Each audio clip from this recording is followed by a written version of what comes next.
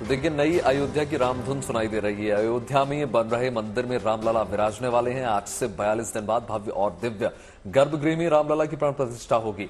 जाहिर सी बात है, काफी कम दिन बाकी रह गए। ऐसे में रामलला की प्राण प्रतिष्ठा की तैयारियां तमाम हैं। अतिथियों को निमंत्रण पत्र भेजे जा चुके हैं और प्राण प्रतिष्ठा के सिलसिले में एक सप्ताह तक चलने वाले उत्सव की रूपरेखा अब तैयार हो चुकी है। 22 जनवरी को प्राण प्रतिष्ठा के दौरान सिर्फ चुनिंदा मेहमान ही वहां मौजूद रहेंगे और 23 जनवरी से आम लोग रामलला के दर्शन कर सकेंगे। नए मंदिर में रोजाना 1.5 से 2 लाख भक्त जो हैं अपने आराध्य के दर्शन कर पाएंगे।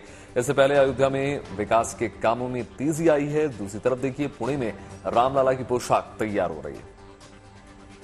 तो देखिए, वक्त बहुत कम बचा है, तो ऐसे में जो तैयारियां वो बिल्कुल युद्ध स्तर पर जारी हैं। हर मोर्चे पर काम किया जा रहा है, चाहे रामलला की पोशाक की तैयारी हो या फिर तमाम व्यवस्थाएं ऐसी हों। निमंत्रण से लेकर विकास की जो परियोजनाएं वो भी लगातार जारी।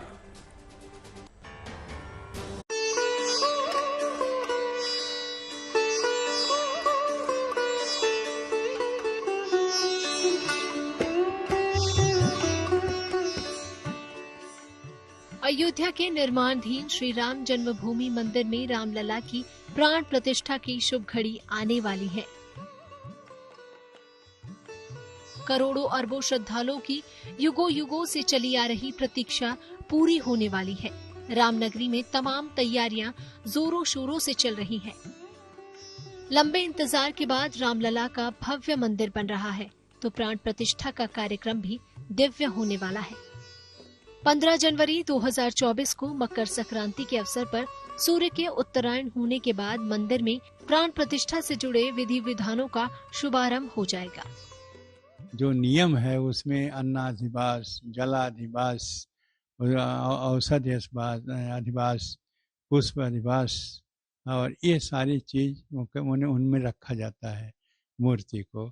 और उसी के अनुसार जिस जिनके जो कार्यक्रम है कि किस दिन अन्न में रखा जाए, किस में फूल पुष्प में रखा जाए, किस में जल में रखा जाए किस दिन, और किस दिन औषधि में रखा जाए इस दिन, और जितने भी कार्यक्रम कैसे किया जाए, ये सारे काज ये 4-5 दिन तो निश्चित है होंगे। अब आपको बता देते हैं कि प्राण प्रतिष्ठा से पहले 5 दिनों तक किस दिन कौन सा विधि विधान संपन्न किया जाएगा। 17 जनवरी को अयोध्या में कलश यात्रा निकाली जाएगी। उसी के साथ रामलला की प्रतिमा का नगर भ्रमण होगा। 18 जनवरी को मंडपम प्रवेश पूजन, वास्तु पूजन, वरुण पूजन, गणपति और मातृ का पूजन होगा। साथ ही रामलला की मूर्ति का जलाभिषेक शुरू हो जाएगा। 19 जनवरी को खास विधि विधान से अग्नि स्थापन से अग्नि प्राकट्य होगा, नवग्रह स्थापना होगी, प्रधान स्थापना और होम किया जाएगा। 20 जनवरी को श्री राम जन्मभूमि मंदिर को 81 कलशों में इकट्ठा किए गए अलग अलग नदियों के जल से पवित्र किया जाएगा।